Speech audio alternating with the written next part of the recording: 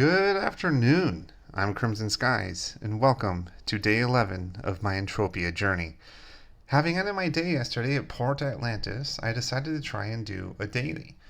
Taking a hunting challenge with the daily objective of hunting 50 mourners, I quickly look up where I can find that specific mob. Checking the wiki and getting a location marked for where to find them, I start heading out north. Finding an outpost at a lake, but not really seeing any NPCs or players there, I quickly move on, eventually hitting a river. As I try to figure out how to cross it, I get a notice that my fuel is low. Worried I'd be stranded out here, I quickly look up to where I can find a teleporter. Fortunately, I managed to find a map that showed a lot of information and noticed the teleporter wasn't too far from where I was, so I quickly made my way there. Unfortunately, there were some pretty high level mobs and they damaged my vehicle a little. But I did manage to make it to the teleporter location, which was called Billy's Spaceship Afterworld. Kind of a fun name, but I was only really there to resupply my oil for my vehicle. Once I resupplied the vehicle, I made my way out to the location. Unfortunately, the mountains were too steep for me to move quickly, so I had to hop out and begin moving on foot. Once things started getting flatter, I hopped right back in my ride and made my way to the location. Getting over a couple more hills, I finally get to the flatlands, and wow, what a view! It was pretty nice. Excitedly, I make my way down, almost getting to the marked location. Unfortunately, all I found were a bunch of Armix bulls, and I started getting worried about being stranded again, seeing that they were starting to attack me. So, knowing that there was a teleporter a few thousand meters from me, I began to travel there. Accidentally running right into the mourner herd. But I was worried. The levels were pretty high and I didn't think I could fight them right now. So I just tried to get to the teleporter. Sadly, another steep hill came up and I had to leave my vehicle and go on foot, with the mourners chasing me, of course. It quickly became overwhelming and I died. Fortunately, though, I still needed... Oh, hold on, I skipped. Fortunately, though, I spawned right at the teleporter I was trying to get to, so it was a good thing in the end. However, I still needed to hunt the mourners.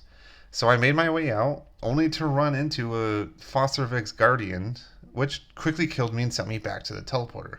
So screw it. I don't really need to do this daily anyway.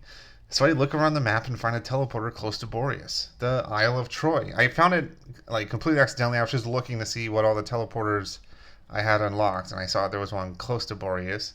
And for those who don't remember or didn't see my earlier videos, I had attempted to get there before, but it didn't quite work out too well. So seeing that there was a spawn relatively close to it, I was pretty excited. So I teleported to that location. A little daunted by how far away the mainland was from the island, I eventually began the long swim across. Worryingly, I started seeing a bunch of red dots on the radar, and I could see where the arrows were for them. So this whole time, I was on edge. I was like, "Oh God, please don't kill me, please, please, please." Worried that I'd just get sent right back to the island and would have to swim this whole thing again. Almost at the end of the swim, one of the beasts began chasing me and quickly catches up, quickly killing me, of course. And I sat there, worried that I was going to lose all that progress, but fortunately, just like before, I managed to spawn at an outpost on the mainland.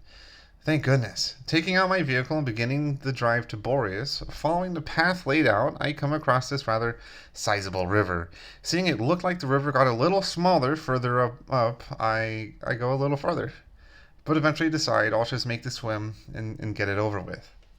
Once I cross the river, I hop back in my ride and keep going. But what's this? A giant mech spider at the end of a lake? It was random. I didn't know what to make of it. So I didn't want to get close because my vehicle was already pretty damaged from earlier. So I kept a good distance, kind of went around it, and it just kind of kept going. But that wasn't it. I see a massive floating object in the sky and a bunch of robots just chilling. Well, until they saw me, of course, to which they quickly blew up my vehicle, killing me in the process. Which fortunately brought me straight to Boreas.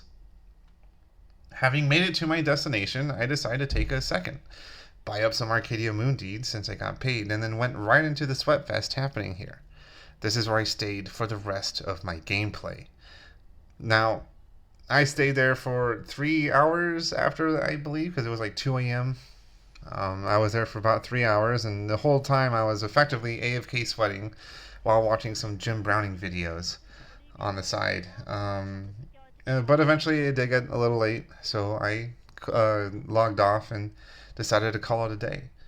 Now, normally I would end my video here with my journey for the day, but I think I'm going to take a moment to explain what my plan is for the next few days.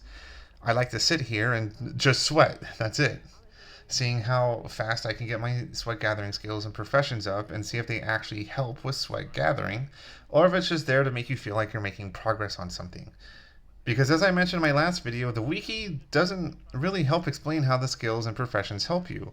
It's generally through several forms where I can get a vague idea, or I learn it through actually just playing the game, with sweating seemingly to be the free-to-play version of this game. I think I'll spend some time here to see if increasing my skill in sweating will actually give a noticeable change to either successful sweating attempts or if I just get more sweat per attempt. From what I can tell, there isn't even any other sweating item.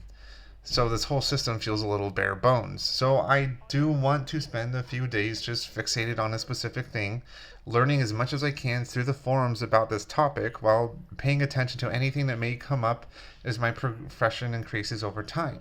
Such as for the laser professions giving me that activatable passive for extra skill gain. It's like a 20% skill gain, I think. I want to see if something like this happens for sweating too. But, well, that's kind of everything that I wanted to say. So, thank you guys for watching, and I'll see you next time.